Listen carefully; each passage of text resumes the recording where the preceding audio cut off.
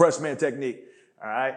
First things first, about your stance, all right? No threat, no retreat. No threat, no retreat. Reverse arc, back flat, butt slightly up, elbows in I would say your elbows and your hands need to be inside your frame, which is your footwork. You need to be the balls of your feet. When I'm talking about the balls of your feet, on your toes, all quickness, no power. On your heels, all power, no quickness. On the balls of your feet, best of both worlds. I should be able to slide a credit card between your heels and the ground, and that's when you know you're in the balls of your feet, in a loaded position, to have the maximum amount of inertia to go linearly, laterally, and vertically, to be an explosive football player as well too. All right, toes pointed forward. That makes you know that you're playing square. Understand the details. All right, you can have typewriter footwork as well too.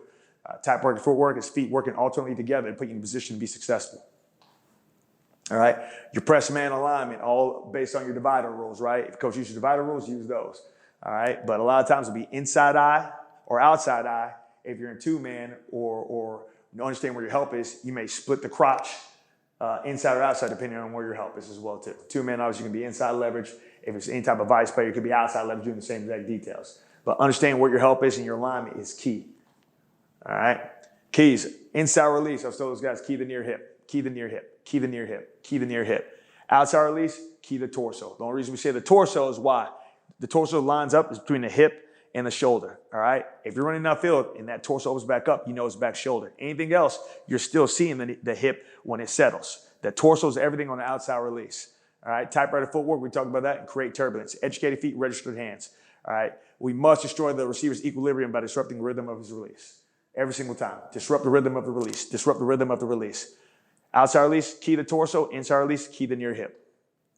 All right, we talked about our footwork. We got mirror technique and we got frontal technique, all right? Once again, I like pure step initially. You're talking about lateral footwork. The biggest difference between mirror technique and frontal technique is the plane, all right? So if I'm working mirror, I'm working more of a flat plane, whether it's based on your matchup or whether it's based on your coverage, all right? Sometimes put a couple of these up based on matchups, and a lot of it's going to be based on coverage as well too. But if you got a big physical receiver, it's not that fast, you want to get hands on them because too much area is going to create, you may want to work on a flat plane, which is mirror technique, all right? If I talk about frontal, you want to match a quicker receiver who's got good speed. It's more about matching departure angle release. So it's a toe to instep relationship. If he's working outside me, and I'm still staying square, he's inside my frame, I'm not going to kick. I'm going to work frontal, which is a toe to instep relationship, match the departure angle to release, all right? The biggest things guys got to know, your hands are a byproduct of your feet.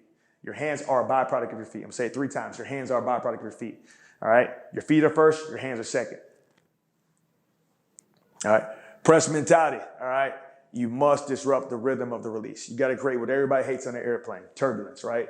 Turbulence is terrible. You know, how many times I've flown, it just gets old. You know, I'm on a plane and flown 8,000 times. If I ever get turbulence, Lord, please, Jesus, help me, Lord God, help me. All right, that's got to be the mindset. So you got to create turbulence in the receiver's mind and the rhythm of his release to disrupt the timing. Because once again, quarterback's on the clock, timing is everything, timing is everything, timing is everything. All right, and take the air out. TOR is validation. All right, it's like going to the airport. They ask you to take your hat off, check your ID, look at you 3 or 4 times. Yeah, that's me. All right, TOR, top of the route, is the validation of the play and your technique. Inception, all right? I always say Inception like the movie. A lot of these guys have seen it. Leonardo DiCaprio. What are you doing? You're creating mental doubt. You're planting a thought in his mind, all right? The more you can plant that thought in his mind, pre-snap, post-snap movements, getting hands on them, throwing them off, disrupting them, you want to create turbulence. Absorb, conflict, and track, and validate the top of the route. 90% of balls travel less than 21 yards, all right? Bob Sutton taught me that. So a lot of guys just panic too much. You don't need to panic. Trust your technique. Trust your technique. Bob Sutton was great speaking about that. He had a place up on his wall in Kansas City. Bob Sutton's one of the great defensive minds in the last 30, 40 years of football, or 50 years of football. And he's a tremendous man. All right? Create turbulence in the move area. Here. Good example. Turbulence here, right? Place is shaking. Don't know what to do. Everybody's calm. All of a sudden, imagine that's somebody's mind who's calm, and you get that disrupts everything. Create the turbulence. All right, move area, which is level 2.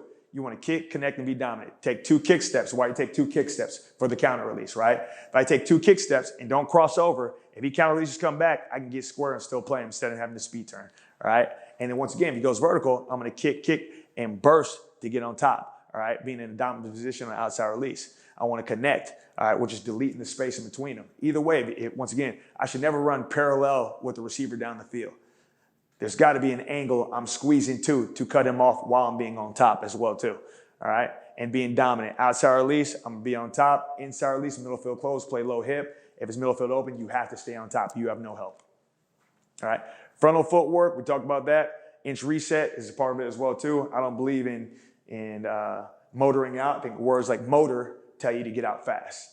Inch reset tells you to reset your feet and play the ball. AP, Aubrey Pleasant and I had a great talk about that. He was passing coordinator of the Rams, and his thought process was exactly like that. You want to reset the line of scrimmage on the receiver. All right? Drill progression. Love the drills. They've got to work. So press education, we'll line them all up. Old school, like we used to do in basketball drills, I'll line them up. We'll get loaded in our stance, reverse arc, back flat, balls of our feet, and working the steps. The biggest thing is anytime you're mirroring, you want to maintain the same amount of distance between your feet. All right, wherever my original distance is, those should be the same distance in my steps, right? To keep my frame and my body positioning loaded and good. All right, so we'll work it slow, we'll work it fast. Back flat, reverse arc, getting in their stance. Should be on the balls of your feet. I'm working them each way. Work frontal, and then I'll tell them anytime I say burst, they'll work the kick. Kick, kick. All right, work the 2 kicks. We'll work Z drill, which is nonstop frontal footwork. Trying to stay a little bit more square.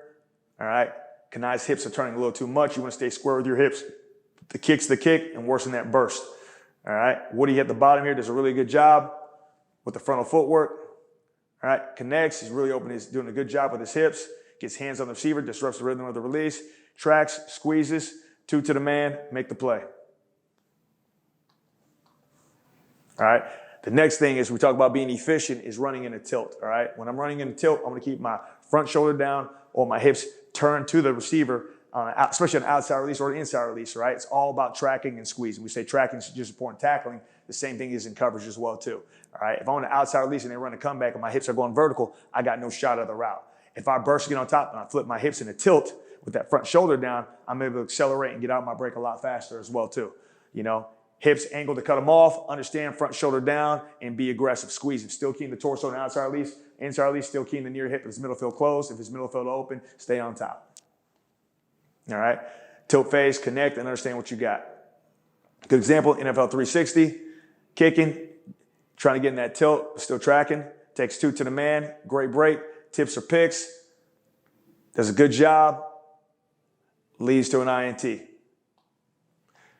All right, kick connect drills, one of my favorite drills. All right, I'll get my GA Ryan Carter here, RC of Clemson fame. It was a great GA for me as well too.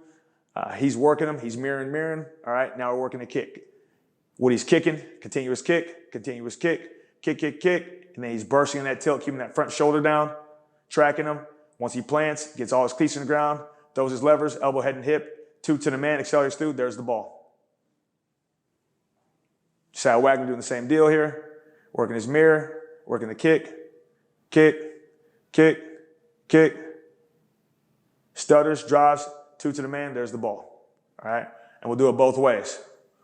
Working the kick, working the burst, and the tilt, front shoulder down, accelerate, 2 to the man, there's the ball. All right, we talk about that tilt phase. CJ Colton's at the bottom here. He's tracking them, but he's keying the torso. All right, trying to get to that tilt. His hips are actually too far upfield on this, though, but the thing I like is he's tracking the torso. Hips settle down. He drives 2 to the man, makes a play. Good PBU.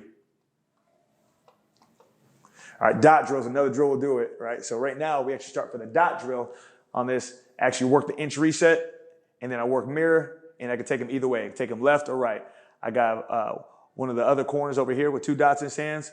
And one of our student assistants at the time, Crid, has 2 dots in his hands. He's ready to roll. So right now I can work him either way. What way I told him, he's going to kick, 2 kicks. He's going to track the torso. Torso's the dot right now. Or when that dot drops down, he's going to work on acceleration. He's not worried about getting his eyes back, catch the ball. He's worried about getting his eyes to the dot and accelerating too. I'm overemphasizing 3 to the man or 4 to the man. Because once again, if I tell them 3 or 4 to the man, they'll at least take 2. I think you get, once again, you get what you demand.